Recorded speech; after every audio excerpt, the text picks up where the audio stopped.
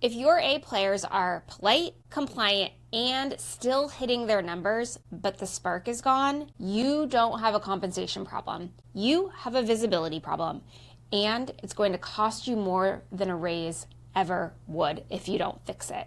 I'm Melissa Franks, your host of the Optin Podcast, and this is where we go from surviving to thriving in business. Today, we're going to talk all about what happens when your top performers quietly quit.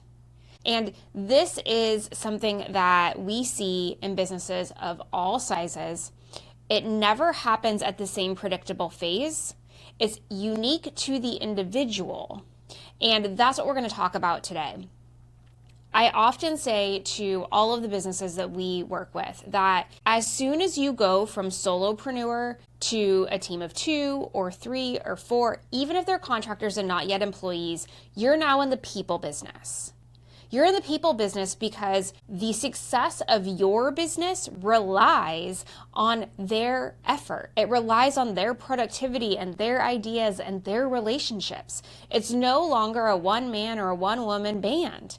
In fact, you really start to decrease your impact on the business over time because you were so reliant on the others producing outcomes. And generally speaking, that first 1 or 2 or 3 people in, they are your ride or die. They're with you from the beginning. They know exactly the grit and determination it took to build the thing. And so you are very attached to them. And often they're who you identify early on as your A player. Now, I want you to think about this for a minute, because if you have a team, you know the employee I'm talking about. It's the one that used to work late without being asked. It's the one that was sending you a TikTok at midnight that was like, ooh, we could do this, or it's a great suggestion. They're the ones who would challenge you in meetings to make sure that you were doing the right thing always by your clients and your business. And you really appreciated the pushback. And now that same person, they're still hitting the numbers. They're still meeting their targets. They're still performing. They're still polite to you and the team. And they don't complain. At the exact same time, there is something in your gut that says something's not right. Something's off, and you just can't put your finger on it. And you're already quietly wondering if you need to pay them more to keep them. That is not the question, and it is absolutely not the answer. You do not retain A players by surprising them with raises. You retain them by staying curious about them while the business gets bigger. And I want to pause here and talk to you about what type of curiosity I mean. I am not recommending that you be curious about the output, about the result, about their experience working inside of the business. I'm talking about get curious about them. Understand what's going on with them. And this doesn't work unless you are being genuine. This does not work unless you mean it. So if you don't want to get curious about your people, if you don't want to dig in, this is not the podcast for you. Because what we're going to be talking about today is how to continue to engage and retain your A players, how to identify what's happening, and that requires you to be willing to build and sustain relationships. The uncomfortable truth is that disengagement in your best people is absolutely not a compensation problem. It's a leadership problem. Your A players do not check out because they stopped caring. They checked out because they stopped believing you can still see them. This has nothing to do with how passionate they are about your mission, how passionate they are about your purpose, how passionate they are about the business growing. It also has nothing to do with their split of the profit share. It has nothing to do with their commission payment. It's because there is a disconnect between you and them. And as the team expands, this is natural. As the team expands, you have less capacity to be right there with them, and this can create a point of friction if you're not looking for it. Because at $3 million, you can see everyone. At 7, 10, 15, you can't. And that transition, how you handle that, that's all we're talking about today. And you can replace the 3 million with the 1. You can replace the 3 million with $500,000. This same principles apply regardless of business size. So I want you to be very clear that if you have people working for you, this topic will resonate at some point in your business owner journey. When we get to 3 million, it's my favorite number. The reason that 3 million is my favorite number is because that's when we've got it figured out. That's when we have had repeatable revenue. That's where we have been growing steadily over time. That's where we know who we're selling and what we're selling to and how we want to be structured. The business model itself is sound. And it's just a matter of what levers we're going to pull to create the growth and sustainability that we want. So at 3 million, there is this tipping point where you, as the business owner, actually need to spend more time looking at how the business is running versus growing the thing through tactics and strategies. 3 million is important because the operator role changes over time. At 3 million, you've outgrown everybody reports to me, but you haven't fully built your organizational model. You haven't fully rebuilt and cemented your role. Not even the people that work for you. I'm assuming they've got job descriptions. I'm assuming they've got clarity, but you haven't done the reverse. You haven't done it for yourself and say, what am I responsible for? What am I accountable for? How am I showing up? What am I doing? So there's a lack of development in how your people see you. And at this stage, the A players are carrying at this stage, A players are carrying the invisible load. They're the ones with the institutional knowledge. They're the ones likely that have been here from the beginning. They're the ones responsible for quality standards and peer mentoring, and they quietly fix things in the background that you never know anything about. It doesn't make it into the Slack channel. You're not getting a text message. You're not getting an email. You're not getting a hallway conversation. They're just quietly and without recognition handling it. So when they disengage, initially, it doesn't show up.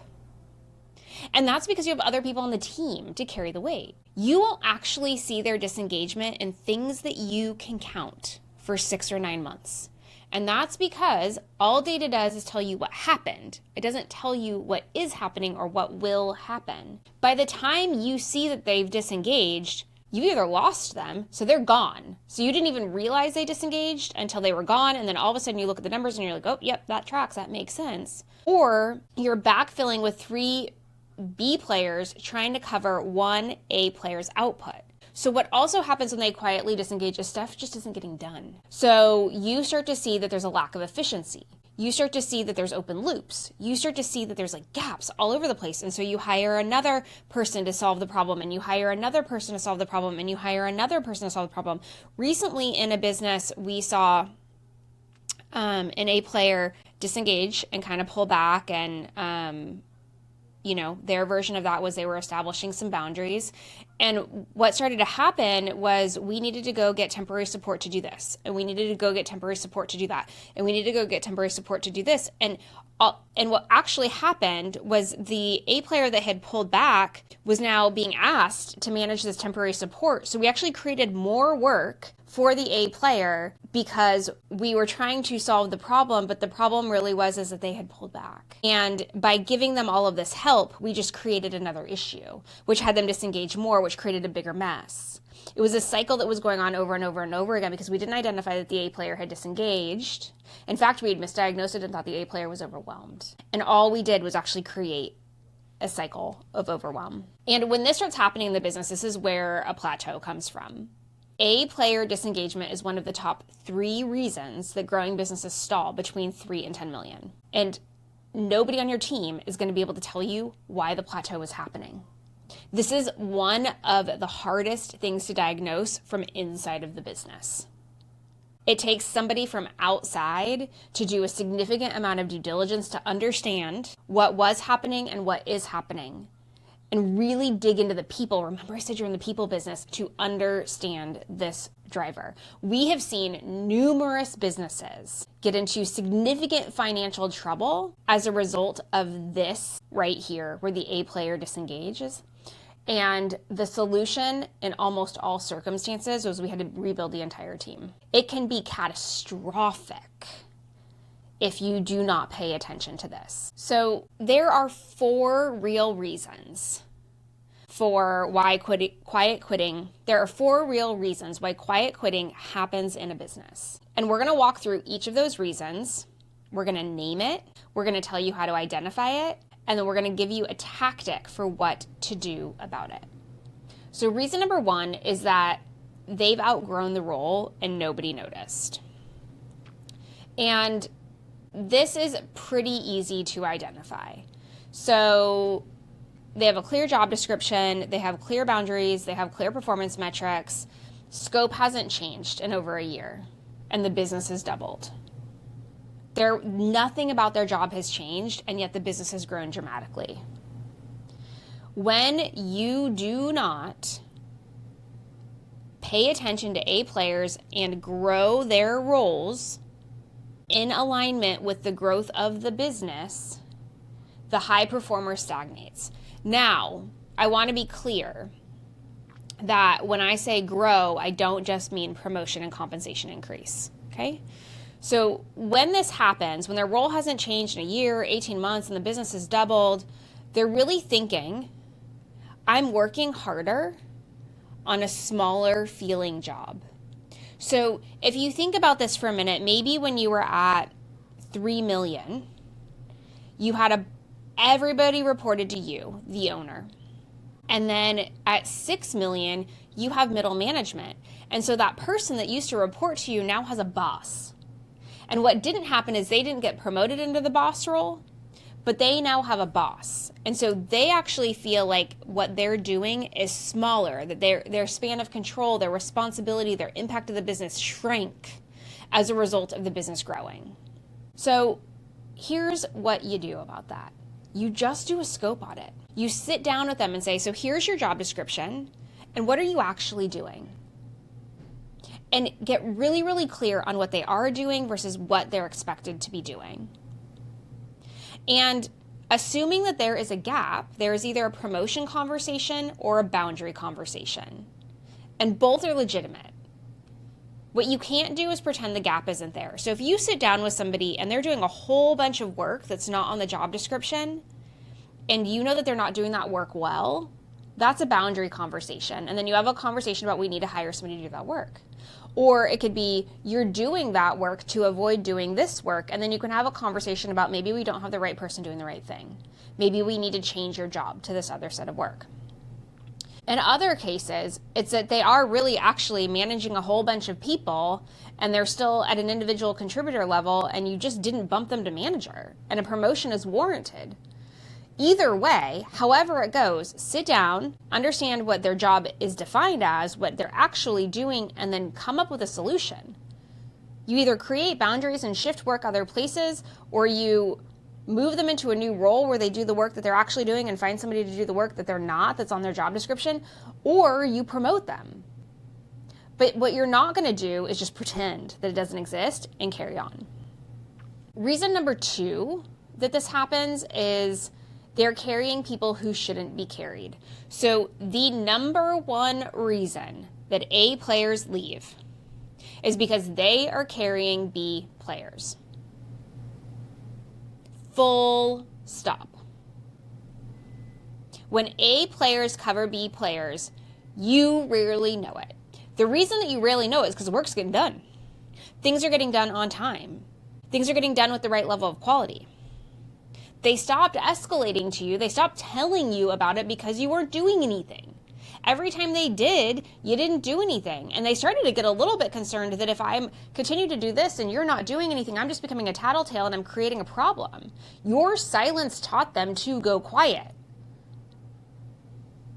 So if you have an A player that is pulling back, then what you need to do is you need to ask directly, Who on the team are you covering for? And listen, you know that you have B players. So I don't want to hear any smoke about the fact that you're like, I thought they were all A players. No, sir, no, ma'am. You know who your B players are. So go directly to your A player and say, who on the team are you covering for? Whose work are you doing? What's actually going on? Just listen to them. Don't defend. Just gather the information and then act on what you hear within 30 days. And here is the critical part. Tell them what you did. So if there are, in fact, B players that they are covering for, you need to make sure that they are aware. You do not need to tell them directly, but they are aware of the action that you took.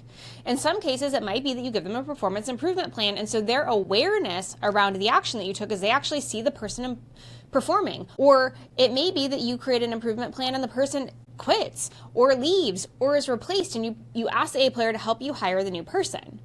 But whatever goes on, you have to act within 30 days, and you have to make sure that they know that you acted. Because if you do not, you're just confirming their fear that made them stop telling you in the first place. Failure to act just cements in their mind that you're actually not going to do anything about it, and that you're okay with having B players on the team and them pulling up the slack, and they're not going to want to do it forever. The third reason is they can't see the strategy anymore. So in the early days, they were in every conversation. They were in every ideation session. They were at the table making decisions about what you're going to sell, who you're going to sell it to, how you're going to sell it. And now they're 2 layers away from the why behind the decisions. They're not in every conversation. They can't be because the business is too big. They're not invited to every conversation because it's not appropriate. A players need context to do their best work. Full stop. They need to know what's going on. They need to know more than you tell the average employee. When you remove their context, they either invent it, which is always wrong, or they stop trying. Often, they stop trying because they have disengaged, they don't know what's happening, they don't know why they're doing the work that they're doing, they don't believe in the mission, and they just absolutely retreat. So if this is the case, if you're able to diagnose this and you realize like, hey, they're actually not in rooms they used to be in, and they're not in conversations they used to be in, so I could see how they're feeling left out, and maybe they've even voiced to you in the past that they feel left out, what you can do is you can have this why one-on-one conversation, which is a monthly 30-minute conversation. And the agenda is literally just, here's why we're doing the work that we're doing. Here's the reason that we're changing the tech stack. Here's the reason we're AI forward. Here's the reason that we're hiring these roles. You're not giving them an update. This may feel like, why am I having to report to an employee what's going on in the business? It's not that. You're just giving them altitude. You're giving them proximity. You are cracking open the door so they can kind of hear the conversation. This is such an easy solution because you get to pick and choose what you tell them and how you frame it. And there is a perception on their end that they are still in the inside track. I host these strategy sessions for a handful of business owners that we support in the business. Often I fly to them to host these strategy sessions. And what is very, very interesting for the large organizations when I do these is there is this clamor of energy around who's going to be invited in the room. There is this strong desire to participate in the conversation, to be a fly on the wall, to be in the room. And often it's not appropriate. We're talking big rocks, exactly what we're going to do strategically with the business or staffing decisions or organizational structure decisions. I mean, we just completely rebuilt a business's organization and one of these sessions relatively recently. So this is confidential, strategic things that you don't want your entire workforce to know. And the reason, it's always this interesting phenomenon, the reason that people want in the room is because they want to know why. They want to know what's happening. They want to be in on it.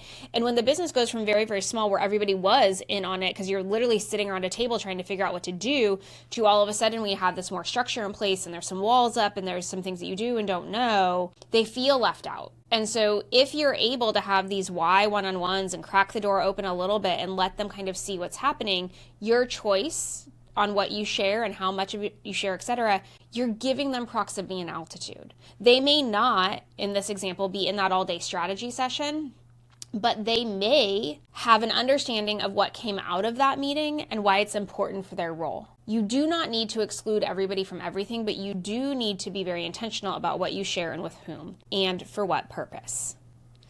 The fourth reason that they may be pulling back or quietly quitting in your business is that they've lost the line of sight to their next chapter. They don't actually know what their growth plan looks like. High performers need to have a map. They need to know that if I do this thing and I acquire this skill, then this is what it's going to go. They don't know what growth looks like inside of your business anymore. They have no idea what the role hierarchy is. They have no idea how they can step ladder. They have no idea what your growth ambitions are and how it's going to unlock other opportunities in the business, whether it be skill acquisition or titling changes or additional responsibility. And here's the thing that nobody wants to talk about. These A players are always being recruited, whether you know it or not. They just always are. When I worked at corporate as a C-suite executive, I probably received less than 15 or 20 nudges on any given day.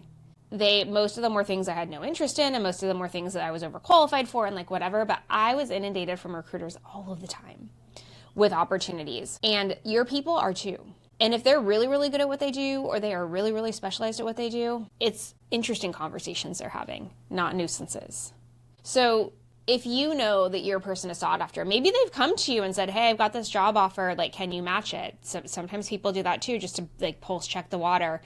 What you can do is you can have a 2-year conversation and you can ask them, in 2 years, what do you want to be doing? What do you want to be earning? And what are you known for? Like, write that down. Then go figure out if you can build a path here. If you can't, be honest. Dignity beats loyalty every time. So if you can't give them what they want, just tell them. If what they want is not achievable, sometimes people are like, I think I should be a director, and they have only been out of college for 3 years. And that is fantastic. Ambition is wonderful and great, and there's a reason that they're not a director yet. And so you need to have that conversation, because being honest with them, if that's really what their goal is, and you know that you can't give it, is the most important thing to do. Now, I want to talk about a bonus reason, because I think that this one is one that doesn't have a solid tactic or happy ending, as I should say. And the reality is that sometimes A players quietly quit because they won't publicly quit. Here's what I mean. The person that starts the business with you, employee number 5, the one that is doing exactly what we talked about at the beginning of the podcast, they're working around the clock, they're with you on the weekends, they've, sharing TikToks and reels and have all these ideas and attend events with you, and they're integral to the business in the early stages. They're bought in and the lines are really blurred. And what's exciting is that they're getting to do everything and they feel needed and seen. And then as the business grows and gets more structured, the novelty, the adrenaline rush of growing the thing wears off. And the A player starts to pull back. Maybe because they don't love the job that they're doing. Maybe because they're getting feedback from their personal life that they're sacrificing all of this time for something that they don't actually own. Maybe because they've realized it's not worth it, whatever that means to them. But sometimes these A players who were rock stars and you couldn't have lived without needed to be needed. And when that was no longer the case, they began to retreat. And as much as all of these other things that we have talked about, them outgrowing the role and carrying B players and disconnected to the strategy and aren't quite sure how they're going to have career progression in your business, they're all solvable. The quiet quitting that happens when they really just have quit and they don't want to say it out loud is something you can't come back from. And so the reason it's a bonus one is because I don't have a tactic other than you need to just call it out. And depending on how your business is structured and what their role is, you have to give yourselves a cooling off period a little bit. Sometimes with employees, when I have done this, I have given them a couple of weeks off and I have said like, hey, you've got a ton of vacation here. Why don't you take it? And then when you come back, let's just discuss if this is still the right place for you. Get some space, get some clarity, take a deep breath. And more often than not, by the time they're supposed to come back, they have quit. And that's because it's just no longer the right place for them. And so I want to share this bonus reason because you can definitely go through the diagnostic of these 4 and the tactics, and 99% of the time they're going to work, but there is this 1% where it's just time to wish them well. And that is the hardest thing to do because typically you're like very emotionally involved with them and connected to them because they've been there for a while, but it's the best thing that you can do for them in the long run. So you might be wondering at this point, like, how do I figure this out? And this is the 3 questions that I want you to answer. These are not team survey questions. This is for you with that person in mind to sit down at your desk in a quiet place and ask yourselves these questions. When was the last time this person told me something I didn't want to hear? If you can't remember, they've stopped. When was the last time I asked them what they want and actually wrote it down? If they walked in tomorrow with a resignation letter, what would I say to try to keep them? And why haven't I said it already? The signal of a healthy, growing business isn't that nobody disengages, it's that the leader notices before the employee does. So if you need to get somebody re-engaged and you want a 30-day plan and you're like, just tell me what I need to do. I need a simple structure. This is as easy as it gets. 1A player, 4 weeks, that's it. Week 1, 1 conversation. Not a review, no agenda. What have you been thinking about lately? And then listen for 45 minutes without solving anything. Week 2, make 1 visible decision that addresses what you heard. Visible is the operative word. They need to see it. So you listen to them for 45 minutes, make 1 decision that addresses what you heard from them and make sure they can connect the dots. Be as obvious as you need to be. Week 3, build a forward-looking plan together, not for them, with them. Scope, authority, next 12 months. Literally get on the same side of the table with them and say, what does our plan look like going forward? And then this is key. In the 4th week, you introduce this change publicly. Whatever it is that the plan has developed, you are going to communicate it loud and clear as far and wide as you can. You are going to give a signal to the rest of the team that you saw this person so that every other A player knows you're still paying attention. And you can do this over and over and over again. Hopefully you only have 1 A player disengaged. If you have more than that, you have a bigger issue and we should probably get on a call. This works every time. And at the end, you will have them re-engaged. Now, if the person has already quietly quit, like I talked about in the bonus reason, this isn't going to work. But for all of the other reasons, this will every single time. Because at the end of the day, they just want to be seen and heard and valued and to do a good job. Nobody shows up to work to do a bad job. So help them do the best job they can be. The cost of getting this wrong is that you don't lose the person, you lose the institutional knowledge, the peer influence, and the quiet quality control that they were doing for free. You also signal to every other A player what checking out looks like in your business and whether or not you're going to notice it. And the reality is that the replacement cost is a line item everyone can see. The real cost of the 6 to 9 months of degraded output while you figure out what's gone, the real cost of the vacancy until you fill it, the real cost of the whole team having to train the new person, the real cost of an increased salary because, spoiler alert, that person is a heck of a lot cheaper than the next person that you hire. So I want you to consider this.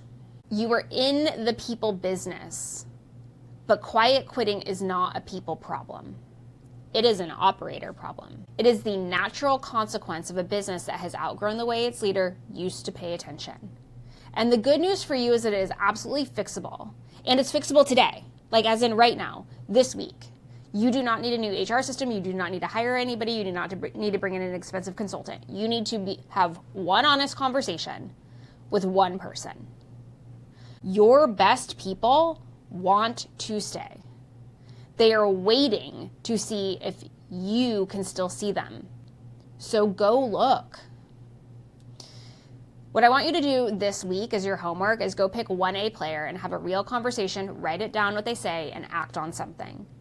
And if you're not sure who your A players are actually anymore, that's its own signal and worth a strategy session for you to figure it out.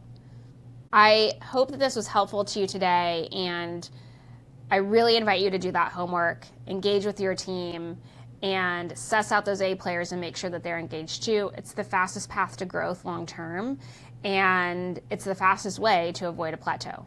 Until I see you next time, please know that you are wise and you are strong and you are capable, and I believe in you.